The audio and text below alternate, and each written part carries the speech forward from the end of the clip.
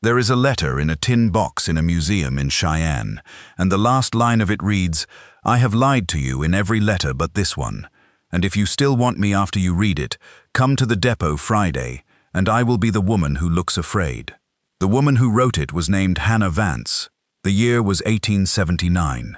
She was 29 years old, and she had been writing to a rancher named Josiah Bell for 11 months, and in all that time, by her own account, she had told him almost nothing that was true. This is the story of why a woman lies her way into a stranger's heart, and what it costs her to stop. I read that letter once, behind glass, and could not stop thinking about the hand it was written in, steady at the top and shaking by the end, as if the truth got heavier the longer she carried it down the page. So let me tell you about Hannah Vance, and the lies, and the Friday at the depot. The museum keeps the box in a glass case near a window, which seems like carelessness until you stand there long enough to watch the light move across the paper. The ink has gone brown. The folds have been opened and refolded so many times, the creases are nearly transparent. A card beside it gives the bare facts, the names and the year, and says nothing of the 11 months of lies or the 4 nights of drafts, because the bare facts are not the story, and the museum knows it and trusts you to lean in and read. What strikes a person first is the handwriting in that last line, how it starts in the firm, even hand of a woman who has rehearsed her confession and falls apart, letter by letter, as the truth gets heavier toward the bottom of the page. You can see exactly where her nerve began to go. The word afraid, at the very end, is barely legible. She had to write the word afraid while being it. That is the whole of Hannah Vance, in a single failing line of ink. There is a guest book by the case, and if you turn back through it, you find, every so often, a visitor who has written more than their name. Someone has written, in a careful hand, that they drove 4 hours to see this letter. Someone else has written only the word brave, with no signature.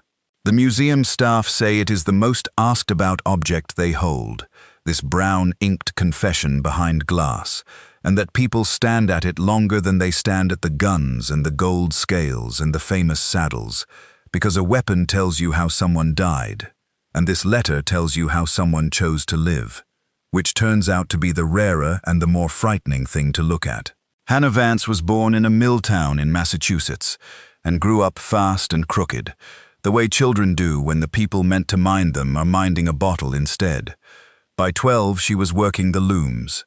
By 20, she had a reputation, undeserved at first, and then, out of spite and survival, earned a little, the kind a town hangs on a poor woman, whether she likes it or not.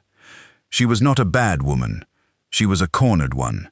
There is a difference, though the mill town never bothered to learn it. When the work dried up, she did what cornered women have always done, which is whatever kept her fed, and she was not proud of all of it, and she did not apologize for any of it either, because pride and apology are luxuries, and she had neither to spend. The advertisement, she answered, was not even meant for her. A girl in the rooming house, a soft, pretty thing named Cora who could not spell her own name, had been corresponding with a Western rancher through a marriage agency, and Cora got cold feet and a local beau in the same month, and abandoned the whole enterprise. She left the rancher's last letter on the washstand. Hannah picked it up to throw it out, and instead, standing there, she read it. It was a good letter. The man who wrote it, Josiah Bell, had a way of putting things plain that went straight in under the ribs. He wrote about his land like he loved it, and was embarrassed to. He asked Cora, whom he thought he was still writing to, what she was afraid of, because he had decided that a person's fears told you more true things about them than their hopes ever did. Hannah sat down on the edge of the bed and wrote back. She signed it, Cora. That was the first lie, and it was the smallest. The mill took children at 12 and used them up by 40, and Hannah had watched it happen to her mother and understood early that the only way out of a mill town was a marriage or a coffin, and that for a girl with her reputation, the marriages on offer were not the kind that got you out of anything. She was clever, which in a poor woman is treated as a kind of insolence. She read everything she could get her hands on, novels mostly, borrowed and stolen, and read to pieces.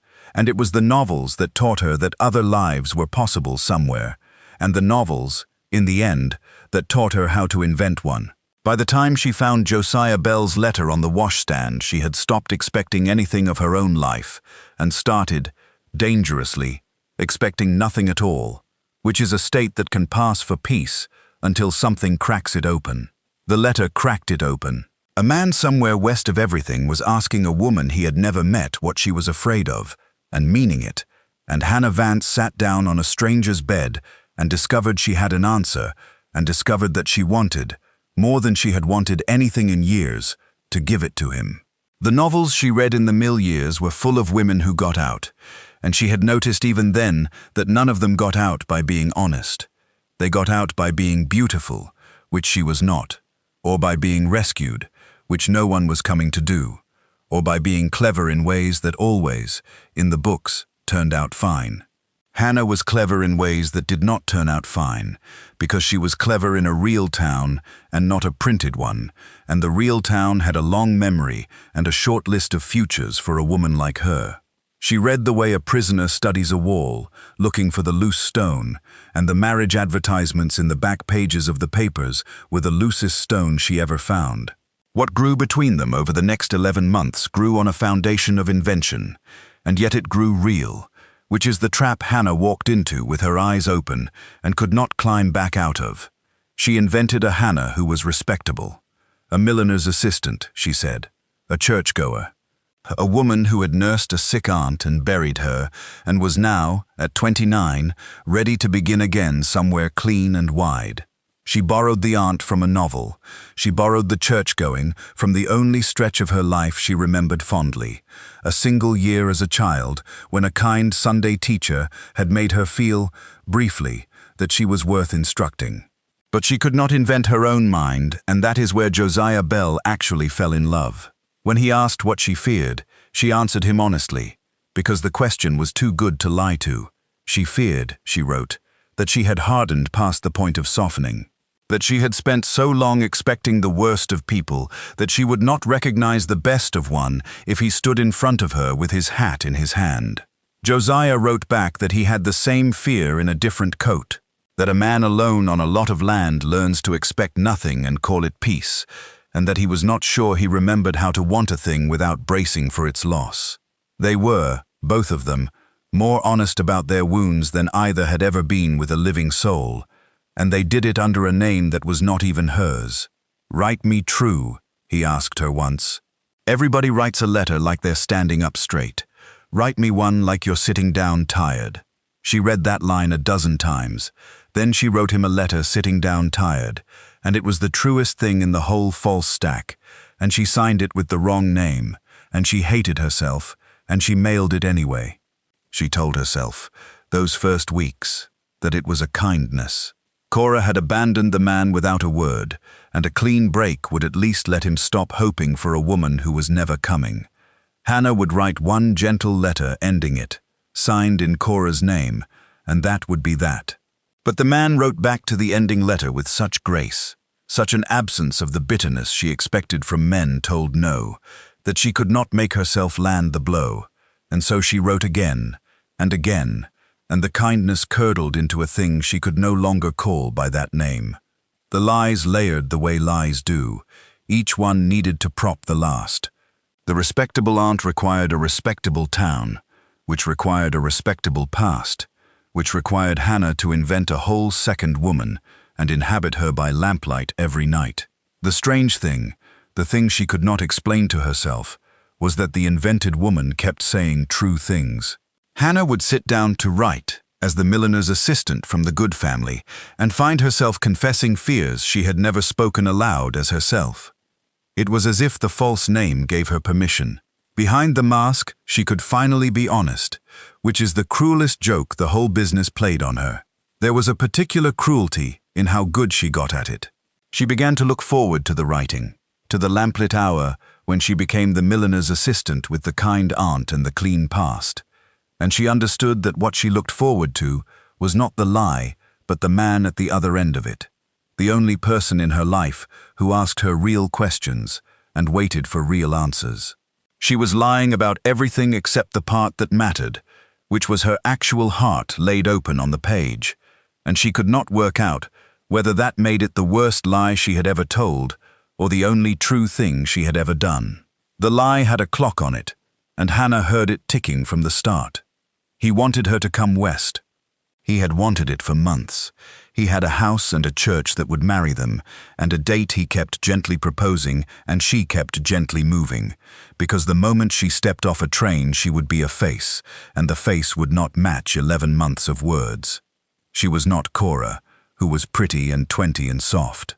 She was Hannah, who was 29 and sharp-featured and carried her history in the set of her jaw. She had used a real first name at least, halfway through, in a panic, telling him Cora was the name she went by, but Hannah was her christened name and the one she'd answer to forever. He had liked that. He said Hannah suited the woman in the letters better. He did not know he had just been told the only true word on the page. The agency, meanwhile, had her real circumstances on file under Cora's application, and a clerk with time on his hands and a mean streak had begun to wonder why the Massachusetts address kept changing. A letter was on its way to Josiah Bell, Hannah knew, that would tell him exactly who had been writing to him, in what hand, from what kind of house. She could feel it crossing the country toward her like weather, so she made the only choice that let her keep any piece of herself. She decided to beat the clerk's letter with her own. She would tell him everything, in her own hand, before anyone else could tell it worse. If he wanted her after that, he would come to no train and no agency arrangement. He would simply be at the depot on a Friday, and she would be the woman who looked afraid, and the rest would be true from there on or not at all. He sent her a pressed wildflower once, flat and faded between the pages of the letter, with a note that said it grew all over his south pasture in June, and he had no idea what it was called, but he thought she should have one. Hannah kept it. She kept all of them, in a box not unlike the one that would one day sit behind museum glass, and on her worst nights she would take them out and read the words of a man who loved a woman who did not exist, written to a name that was not hers, and she would feel the trap close another inch. The honesty about fear became a kind of game between them, the only game where she was not cheating. He confessed that he feared dying out there alone and being found by a neighbor weeks later, the particular dread of a solitary man. She confessed she feared she had used herself up, that there was no softness left in her to give anyone, that she had spent it all just surviving. He wrote back the line she would remember to the end of her life. "A person who's scared they've got no softness left," he wrote, "is a person still soft enough to be scared of it. The truly hard ones never worry about it at all." She read that by lamplight as Hannah and wept as Hannah, though the letter was addressed to a lie.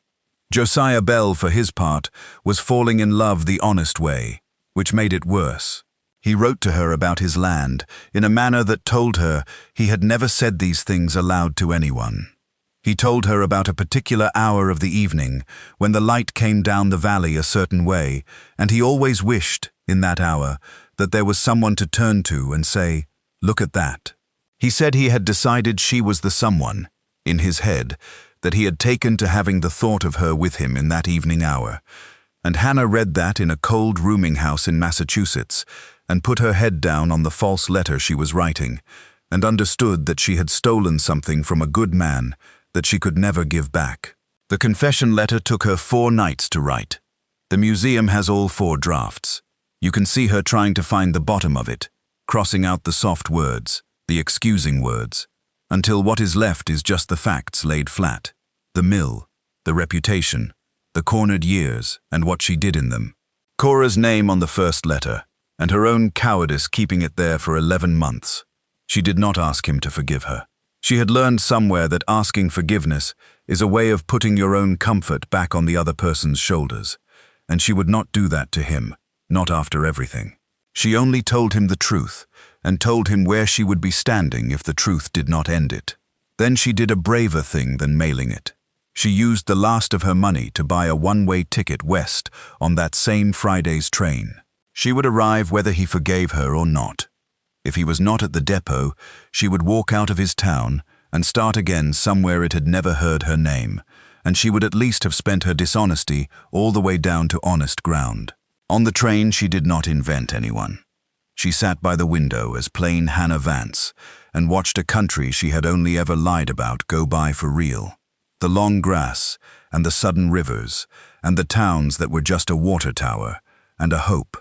Somewhere ahead of her, her letter was being read, or had been read, by a man deciding whether a stranger's honesty could outweigh a stranger's deceit. The clerk at the agency was a small man named Prairie, with a clerk's exact memory and a small man's appetite for being the one who knew. He had noticed the changing return addresses. He had noticed the handwriting did not match the original application. He had begun, in the slow way of a bored official, to assemble the discrepancy into a case, and Hannah knew because a friend still in the rooming house had seen him asking questions and warned her. The letter that would expose her was not a fear.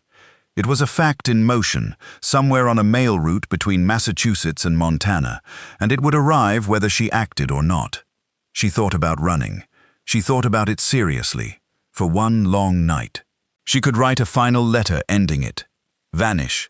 Let Josiah Bell believe Cora had simply changed her mind a second time, and keep the only beautiful thing she had ever built, even if she could only keep it as a memory and a box of pressed flowers. He would never know. She could carry the secret to her grave, and it would not cost him a thing. That was the coward's mercy, and she held it in her hand and looked at it, and, in the end, could not take it, because she had spent her whole life being lied to by people who told themselves it was for her own good, and she would not do to him the thing that had been done to her. The friend who warned her was named Bess, a laundress with red hands and a kind heart, and Bess thought Hannah was a fool to confess. "He'll never know," Bess said. "Burn Pruitt's letter when it comes, you've got friends at the post, and marry your rancher and never look back." It was good practical advice, and Hannah loved her for it, and did not take it, and could not fully explain why, except that she had been on the receiving end of other people's for-your-own-good lies her whole life, and she knew the particular rot they left, and she would not plant that rot at the root of the one good thing she had ever grown. Friday came grey and still. The depot was a low building with a long platform and a bench, and Hannah got off the train into a silence that felt like the held breath she had carried since Massachusetts. She made herself stand where the light was good. She made herself look up instead of down, which was the bravest single act of her life. There was a man at the far end of the platform with his hat in his hands. He did not rush to her, and she was glad of it, because rushing is for people who have already decided, and Josiah Bell was a man who decided slow and meant it long. He came down the platform at a walking pace, looking at her the whole way, reading her the way he had read her letters, and she let him, and did not arrange her face into anything but what it was. "You're her," he said, when he reached her, "the one who wrote the letter sitting down tired." "I'm the one who lied to you for the better part of a year," she said, because she would not even now let him make it prettier than it was. "You wrote me the truest letters I ever got," he said, "under a wrong name. I've been turning that over 3 days. Here's where I came down. A person who lies to keep eating. I've known plenty, and judged none of them that mattered.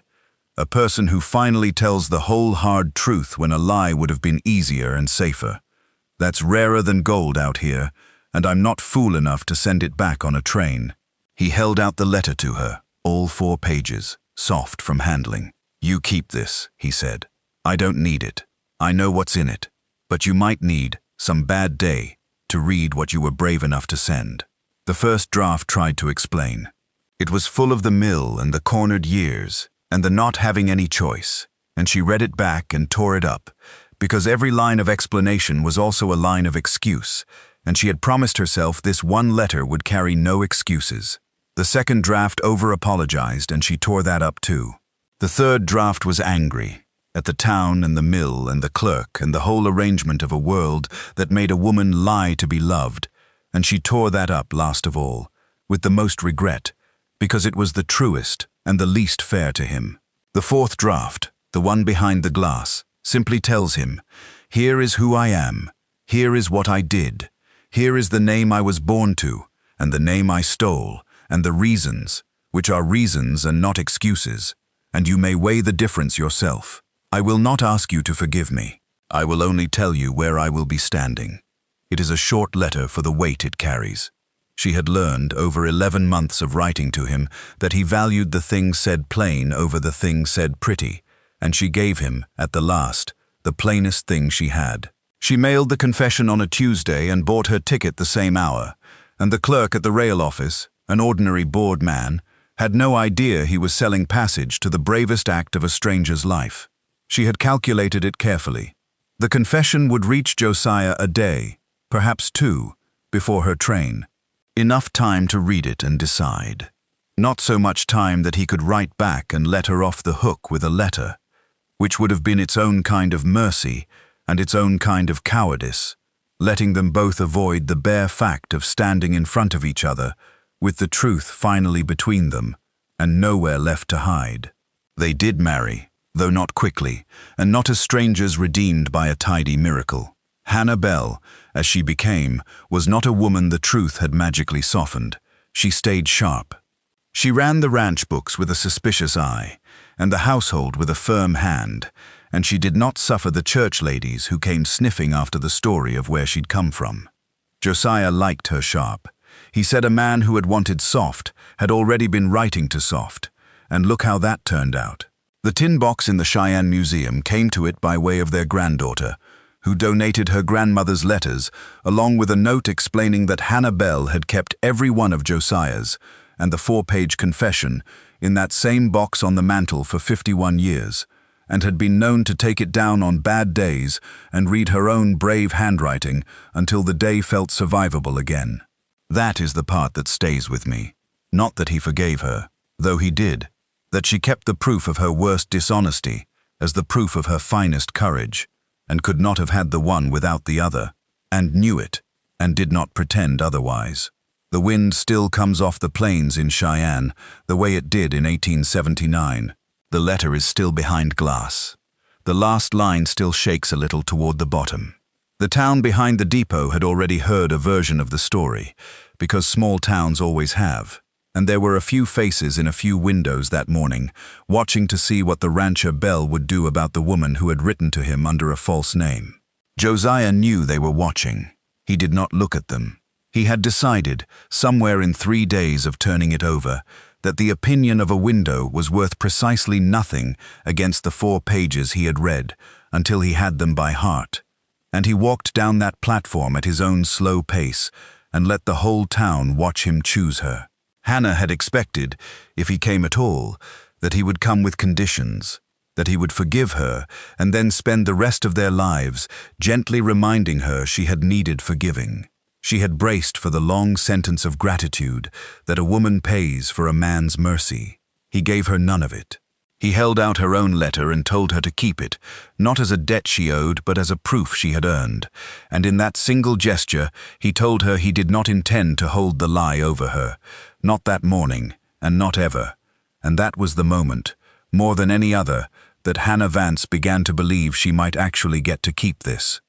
"I don't go by Cora," she said, "because there was one last thing to set straight. I never did. That was the worst of the lying. Letting you think a name I wasn't." "Hannah," he said, trying it out plain. The way he had said it once meant the woman in the letters better. "Hannah Vance. Yes. That's the one I came for," he said. "The other one I never met." Later, years later, she asked him what those 3 days had been like, the days between her letter arriving and her train. He told her he had read it the first night and not slept, and read it again the second night and not slept, and on the 3rd day had walked his whole south pasture in the cold, turning it over, and had stopped at the spot where the wildflowers grew that he had once pressed into an envelope for her, and had stood there a long time, and had decided. "Decided what?" she asked. "That the woman who walked my pasture in my head every evening," he said, "was the woman who wrote me sitting down tired. Names are what other people call you. I knew who you were. I'd known for months." She did sign her own name to something, in the end, the way she had wished she had at the start. On the marriage register, in the small church in Josiah's town, the entry reads, Hannah Vance, in her own firm hand, no aliases, no inventions, the first wholly true document of her adult life, and the one she was proudest of. The minister, who had heard the talk, looked at the name, and then at the woman, and said nothing, and married them, and Hannah signed her real self into her real future with a steady hand, the shake of that last confessed line finally gone, because there was nothing left to be afraid of. The truth was out, and the man had stayed, and the name on the page was hers.